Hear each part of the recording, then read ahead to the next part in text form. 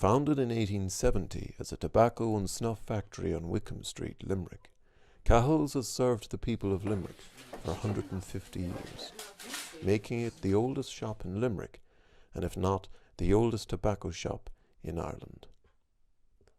From tobacco, premium cigars, pipes and snuff, Cahill's also boasts over 140 blends of high-quality loose-leaf tea from China, Japan, India and Ceylon. Cahill shop, here since 1870, that's 150 years. But for myself, I'll be here 40 years the coming July, since 1980. I suppose, gosh, when you think back, I was very young then.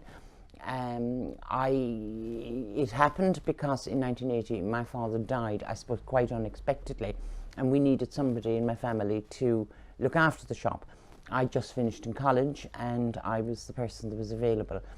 My mother and I decided we would work it with the view to selling it, but then I suppose I really liked shopkeeping, and Cahill shop was a really nice shop to keep. 1980 was a very, very different place in Limerick. There was a lot of pipe smokers.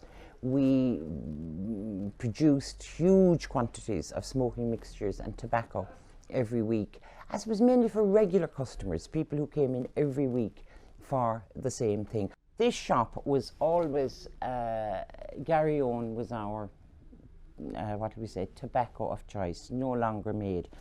And for me as a child, Gary Owen used to come in a long bar. It was a pound of tobacco in a bar, and it was sliced into what was called jots. This would be a jot, as it is now, comes in pre-cut. But I had one terrific old man. He used to come in here to me from Truk. He was a very small little man. I cannot remember his name, so for that I'm sorry. But when it came time, he would buy his bar of tobacco. So he didn't come very often, once every couple of months. But when it came time to pay for the tobacco, he would remove, in a very slow motion, from his pocket a sock. But the sock wasn't sitting in his pocket. It was going the whole way down his leg, inside his trousers. So the sock used to emerge like a snake out of the pocket, and the money used to be down in the bottom of the sock. And this was where the payment for the plug, and all my life, for as long as the man used to come in, I used to be fascinated, because you knew that this ritual of extracting the sock and extracting the money was, I'd say, hurting him, because it took him a good bit to mount the money up in the sock. All the wonderful Clare people, Tipperary people, all the different habits. There was always a thing here that you knew a man was from Clare if, when he was taking out his money to pay you, he turned his back. That was always an indicator. Plug tobacco, as I said, it's just coming in a big bar, well, not a big bar, pound bar. This shop always had a mechanised way of cutting it. I never remember people, but I believe there were people, you stand at the counter, paid to do it, to cut tobacco with a blade like that, a knife that you just roll along like that.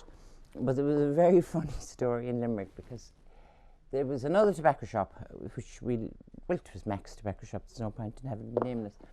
But customers used to come in here and say that there used to be bits of Pat's fingers used to end up in the tobacco, because he'd be cutting away. He was a great man to talk about football and hurling and the whole GA, and he'd be talking away, and suddenly, bang, there'd be a little bit of finger gone in with the tobacco.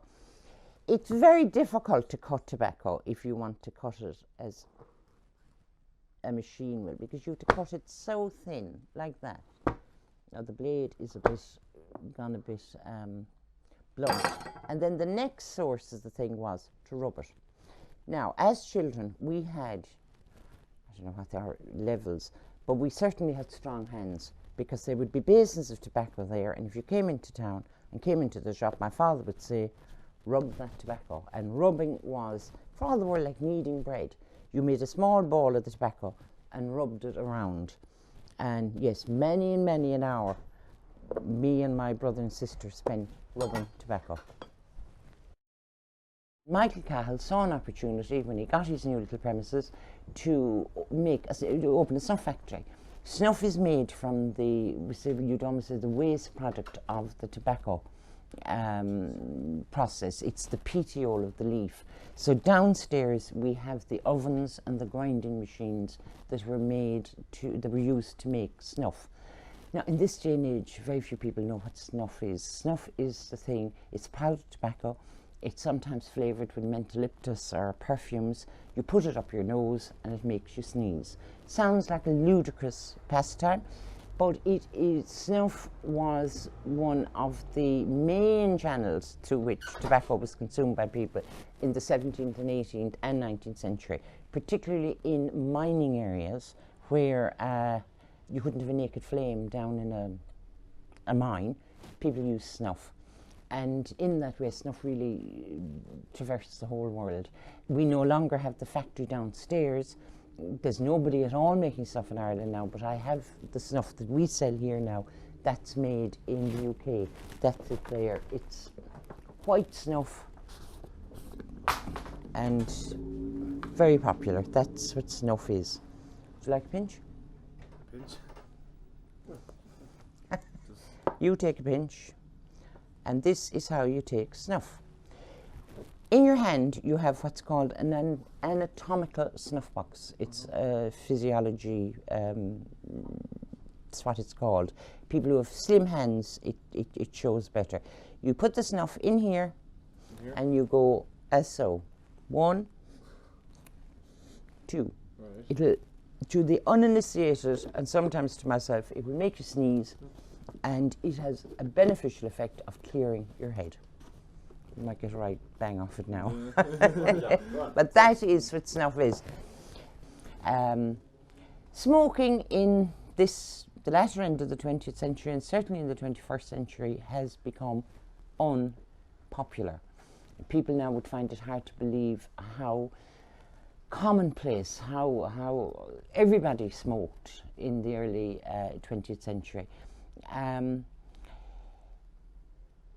I will say in defense of smoking a pipe that the relaxation element that can be derived from the smoking of a pipe, I believe outweighs, and it's not just I believe it, but lots of my older customers, some of whom would be in their 80s and 90s, it's the relaxation element, it's the de-stressing ritual of smoking a pipe that makes it actually, I believe, less harmful than smoking cigarettes.